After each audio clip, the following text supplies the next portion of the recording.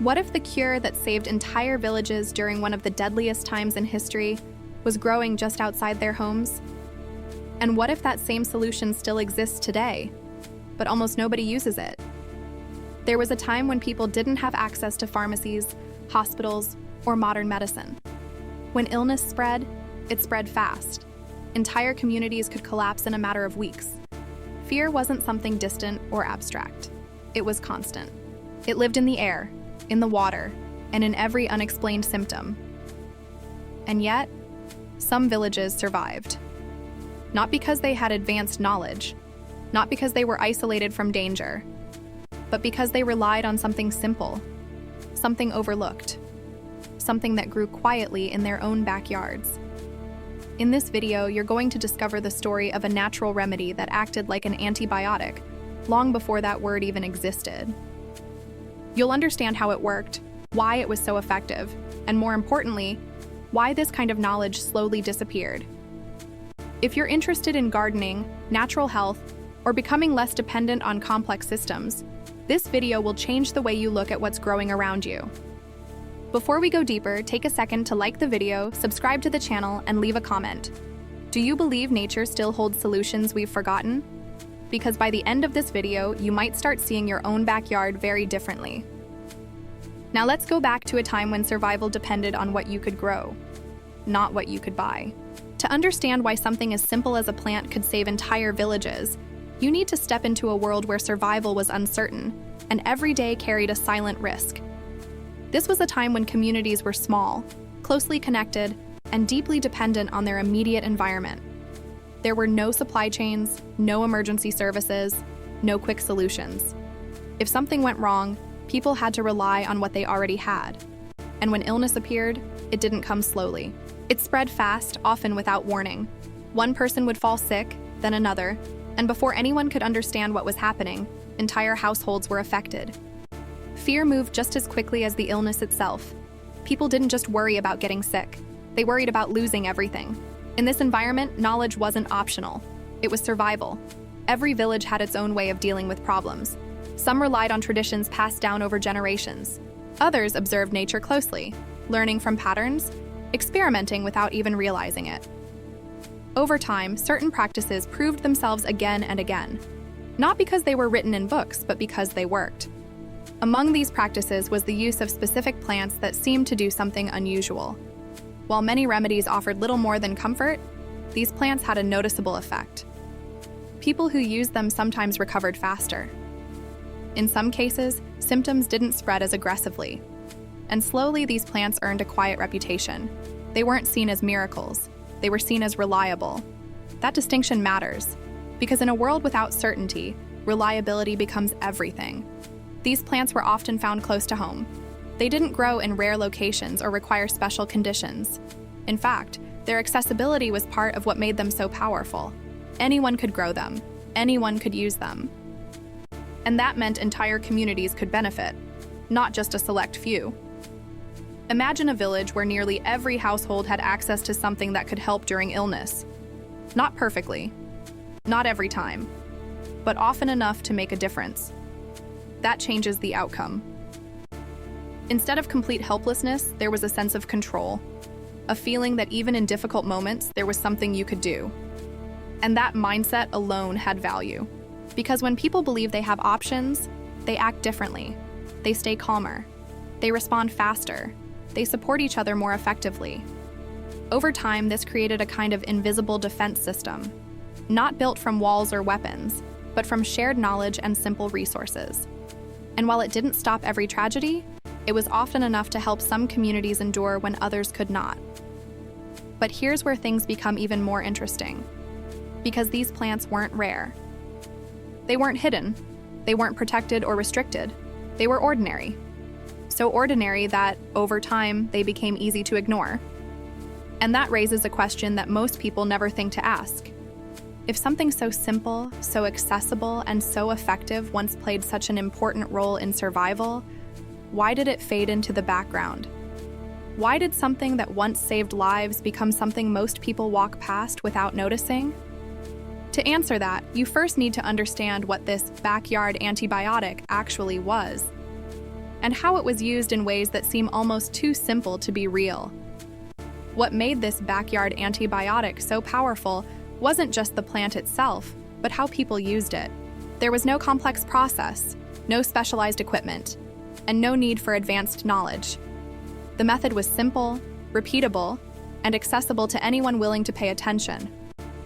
In many villages, this plant was treated as a first response.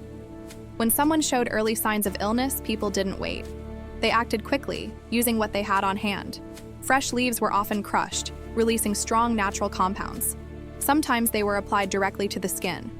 Other times they were steeped in hot water and consumed as a simple infusion. The goal wasn't to cure in the way we think of today. It was to support the body early before things got worse. And that early action made all the difference. Because once illness spread too far, options became limited. But when people responded at the first sign, outcomes changed. Symptoms could be reduced. Infections didn't always escalate the same way. And in some cases, what could have become serious simply didn't. Another important detail is consistency. This wasn't something used once and forgotten. It was part of a routine. People used it regularly, especially during times when illness was more common. It became part of daily life, not just emergency treatment. Think about how different that is from today. Most people only react when something feels wrong. They wait for clear symptoms, then look for solutions. But in these older systems, the approach was more proactive. The idea was to strengthen the body before problems became severe. This plant fit perfectly into that mindset. It didn't require precise doses or strict schedules. It was flexible. If someone had access to it, they could use it. And because it grew easily in common soil, it didn't create dependency on outside sources. That meant no waiting, no shortages, no barriers. It was always there. And in a world where uncertainty was constant, that reliability created a sense of stability.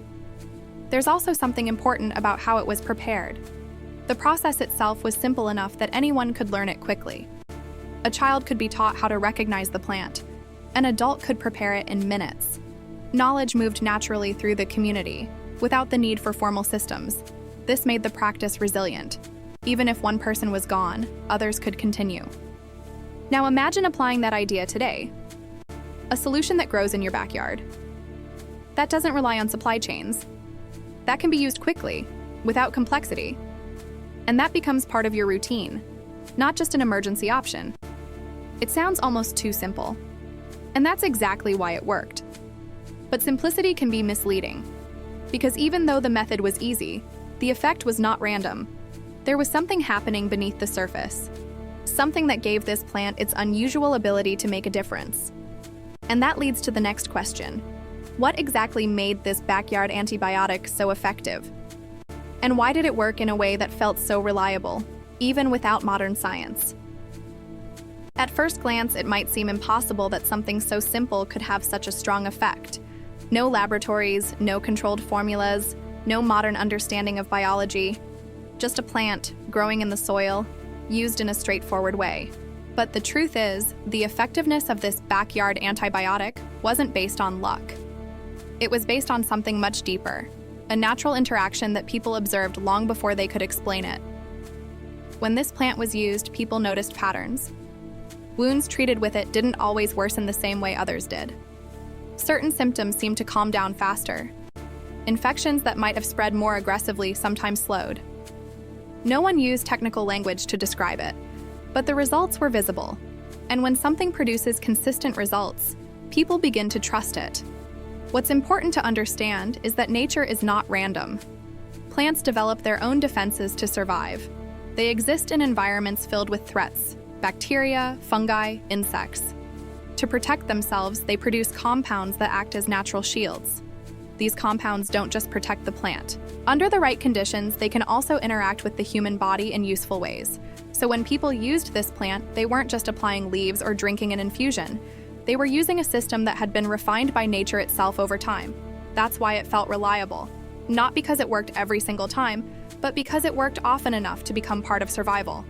Another key factor is timing. In modern thinking, people often look for solutions when a problem is already severe. But this plant was most effective when used early. It supported the body at the beginning, when small interventions could still make a big difference. Think of it like reinforcing a structure before it collapses, instead of trying to rebuild it after damage is already done. This shift in timing changes everything.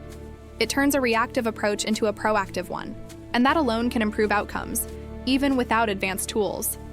There's also the environment to consider. People lived closer to the land. Their food, their water, and their daily routines were connected to natural systems. This didn't make them immune to illness, but it meant their bodies were constantly interacting with a wide range of natural elements. In that context, using a plant-based remedy wasn't unusual. It was simply part of a larger relationship with the environment.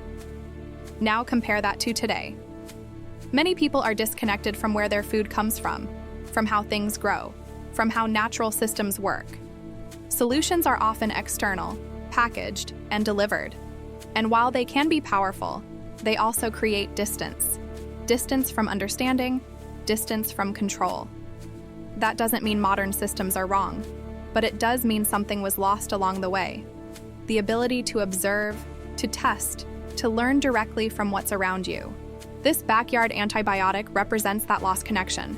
It's not just about the plant itself, it's about a way of thinking, one that values simple, accessible solutions that work with the body, not against it. And that raises an uncomfortable question.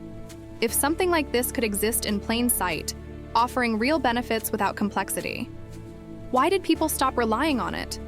Why did a system built on observation and simplicity give way to something more distant, more dependent, and often more complicated? To understand that shift, you need to look at how the world itself began to change. The shift didn't happen because people suddenly decided to abandon what worked. It happened slowly, almost invisibly, as the world around them began to change. What once made sense in small, self-reliant communities started to feel less necessary in a new kind of system, one built on scale, speed, and centralized control. As societies grew, so did the complexity of daily life. People moved away from small villages and into larger towns and cities. The connection to land began to weaken. Fewer people grew their own food. Fewer people relied on what was in their immediate environment. Instead, systems were built to provide everything from the outside. At first, this felt like progress. Access to more resources, more options, and eventually more advanced solutions. Over time, structured systems replaced local knowledge. Instead of learning from observation and experience, people began to rely on standardized methods. Information became formalized. Processes became fixed. And with that, something subtle started to disappear. When knowledge is no longer practiced daily, it fades. When a skill is no longer necessary for survival, it stops being passed down. Not because it's useless, but because it's no longer seen as essential. This is exactly what happened to many natural remedies. They didn't stop working. They stopped being used. At the same time, new systems introduced a different kind of reliability. Instead of growing something yourself, you could now obtain solutions from external sources. This created convenience, but it also created dependency. And over time, dependency changes behavior. People begin to trust what is available over what is known. And slowly, the idea of looking to your own environment for answers starts to feel outdated, even unnecessary. Now bring this into the present. In many parts of the United States today, people are starting to feel a shift again. Food prices fluctuate. Supply chains become unpredictable. Access to certain products isn't always as stable as it once seemed. And for the first time in a long time, more people are asking the same question. What happens if the system doesn't work the way I expect it to? This is where the contrast becomes clear. Modern systems are powerful, but they depend on many moving parts. Transportation, production, distribution, all of it needs to function smoothly. When it does, everything feels easy. But when something breaks, even temporarily, the impact is immediate. And that's when older ideas start to feel relevant again. Not because they are better in every situation, but because they offer something modern systems don't always prioritize: independence. The ability to rely on what you already have. The ability to act without waiting. The ability to understand and use your immediate environment. The backyard antibiotic fits directly into this idea. It represents a form of knowledge that doesn't require permission, doesn't depend on availability, and doesn't disappear when systems fail. But here's the key point. Most people today don't ignore this kind of knowledge on purpose. They simply never learned it. And you can't use something you don't recognize. So the real issue isn't that these solutions are gone. It's that they've become invisible. Hidden in plain sight, overlooked because they don't fit into the way we've been taught to think about solutions. But once you start to see it, it changes everything. Because now the question is no longer about what was lost. It's about what you can still use, starting right where you are. And that brings us to the most practical part of all, how this idea can actually be applied today, in a way that makes sense in the modern world, without overcomplicating anything. So how do you take something that belonged to a completely different time and actually use it in your life today? The answer is simpler than most people expect. It doesn't require a large piece of land, advanced knowledge, or a complete lifestyle change. It starts with a shift in how you see your own environment. Most people look at their backyard as empty space, maybe a place for grass, decoration, or occasional use. But in reality, that space has the potential to become something far more valuable. It can become a source of support, a small system that works quietly in the background, ready when you need it. The idea behind the backyard antibiotic isn't about replacing modern solutions. It's about adding another layer of resilience, a layer that you control, a layer that doesn't depend on timing, availability, or external systems. And it begins with awareness. The first step is learning to recognize that useful plants don't need perfect conditions. In fact, many of the most resilient ones grow in ordinary soil, with minimal care. They don't demand attention, they adapt, and that makes them ideal for small-scale, practical use. Instead of trying to build something complex, the goal is to start small. One plant, one section of your yard, something simple that you can observe, understand, and maintain without effort. Because once you interact with it regularly, something changes. You begin to notice patterns, how it grows, when it's strongest, how it responds to weather. This kind of observation builds confidence, and confidence turns into independence. Another important point is accessibility. The reason this worked in the past is because it was always available. So the focus today should be the same. Choose something that grows easily where you live, something that doesn't require constant intervention. This removes friction. If something is easy to maintain, you're more likely to keep it. And consistency is what transforms a simple plant into a reliable resource. There's also a mental shift that happens when you do this.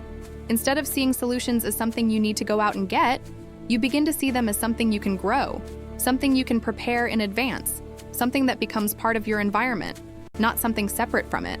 That changes how you respond to problems. You act faster. You rely less on external systems. And you start to feel a level of control that most people don't realize they're missing. In the United States today, this idea is becoming more relevant again. More people are experimenting with backyard gardens, small food systems, and natural solutions. Not because they reject modern tools, but because they want balance. They want options. And that's what this is really about. Not going backwards, but recovering something that was left behind. Something that still works, but requires a different way of thinking to use effectively. You don't need to recreate an entire village. You don't need to live off the grid. You just need to start with what you have. Because once you do, you begin to see your space differently. That empty backyard is no longer empty. It becomes a place where solutions grow quietly, waiting to be used. And when that realization settles in, one thing becomes clear. You were never as dependent as you thought. You just hadn't been shown where to look. Maybe the most important thing to understand isn't the plant itself, but what it represents. For centuries, people survived not because they had perfect systems, but because they understood how to use what was around them. They didn't wait for solutions to arrive. They built them, quietly, in their own space. And sometimes those solutions were so simple that they didn't feel important until they were needed. The backyard antibiotic is a reminder of that mindset. It shows that not all powerful tools come from complexity.